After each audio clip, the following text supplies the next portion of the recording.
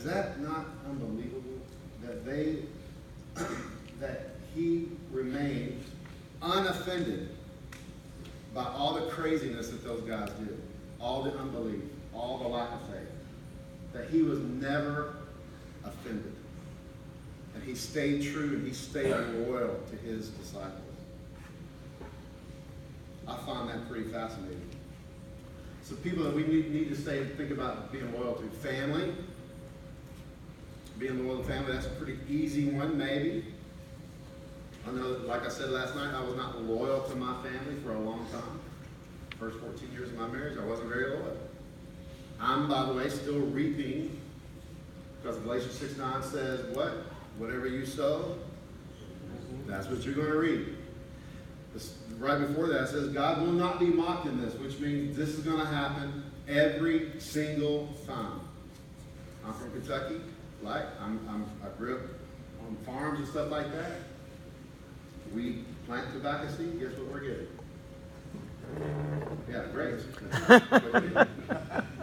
Smart. We plant corn, we get corn. You plant certain things in your life, that is what's going to grow. What the problem is, when it grows, we don't like the taste of the fruit. Right? But then again, it takes a long time to replant and for something else to grow. We want it instantly, but it doesn't happen like that. But we need to remain loyal to our family. Our wives, Ephesians 5:25, husbands love your wives as Christ loved the church. You break that scripture down. It actually is an action scripture. Husbands, love your wife. Actually, that word means be loving toward. Be loving. It's an action. It's not a feeling.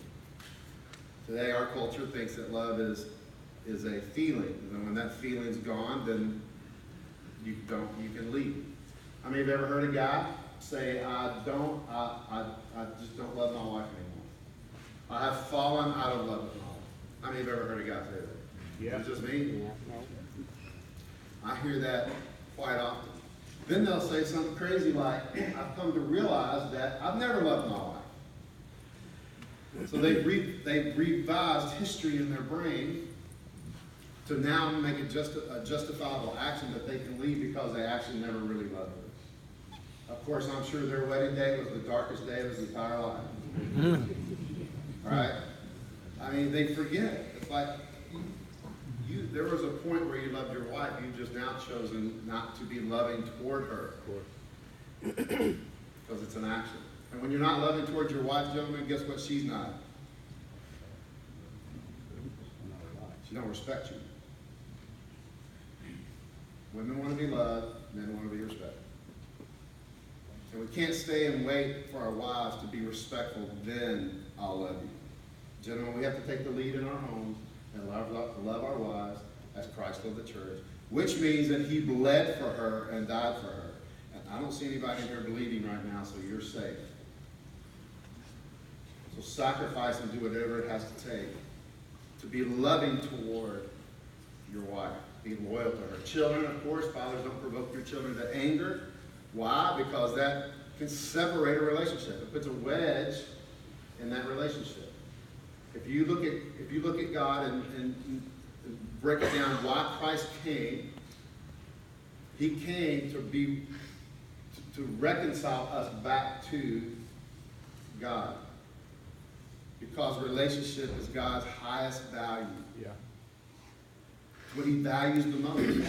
He went walking in the garden. Why? To go find Adam and Eve. Because that was a normal thing for him to go walking in the garden with his creation.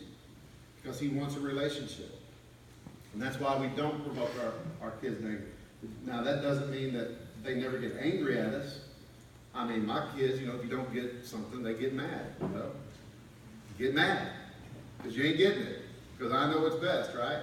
I'm not talking about that. I'm talking about not being there for them. It causing a deep anger, a deep wound. What about spiritual family?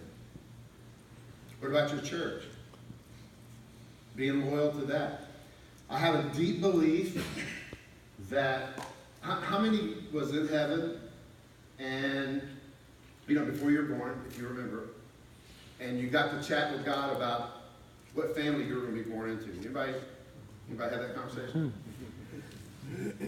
No? Okay. So you didn't get to choose your natural family. right? I mean, if I would have chosen my crazy family, I'm telling you. I'd have chosen the Rockefellers or somebody. Churchill, I'd have been in Winston Churchill's family. It's one of my favorite guys on the planet. I actually named my dog Winston Churchill. I like him. I would have chosen my crazy family, but it wasn't my choice. And God saw best that I was in that family, because the Bible says that He sets those, His members, into the family as He sees fit, right? So I feel the same way about my church. Now, you may disagree with this little statement, but it's just something that I believe in. I did not choose my church. I didn't. I walked in, there was a connection there. This was 1995. Walked in that church. I've been there ever since, because I felt like God placed me there. And thank God, because I went through all that stuff, and those were the people that helped me. My 5 guys went to that church. Okay? But it also keeps me grounded that when I get offended, I say that I'm the most offended person ever at our church. I've been offended more times. Bryce Brooks is are you taking this? Yes, sir. I shouldn't say that. If you don't know. My pastor has offended me more. But I'm not there for a man. I'm not at that church because I like their preaching.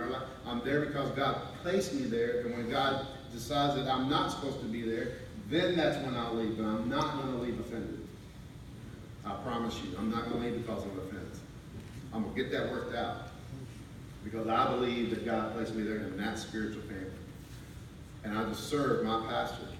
I've served my pastor before I was ever on the staff. That's actually why I'm on staff. We call it fruit your way in. The Bible says that your gifts will make room for you, right? Well, they just did. I mean, I've never gone to seminary. I've never even gone to college. I owned my first business when I was 20 years old. I was just a business dude my whole life. But I believe and I love my church family. I love it because it's a people group. I love those people. And of course, friends. You got to be loyal to somebody. You got to be loyal to a friend. I mean, studies have shown so much about being connected with somebody and how that affects your actually physical health, your emotional health, your mental health. Most of these dudes out there shooting up folk are what's the one thing they say about them that's common denominator? Loner. He was a loner. He was to himself. He had nobody telling him that his breath stinks. I mean, if you don't have anybody that says, "Champ, you need a Tic Tac," and you don't, you got to have guys like that in your life. If you don't, then you walk around a mess. You won't even know it because there's no way that you can see everything about yourself.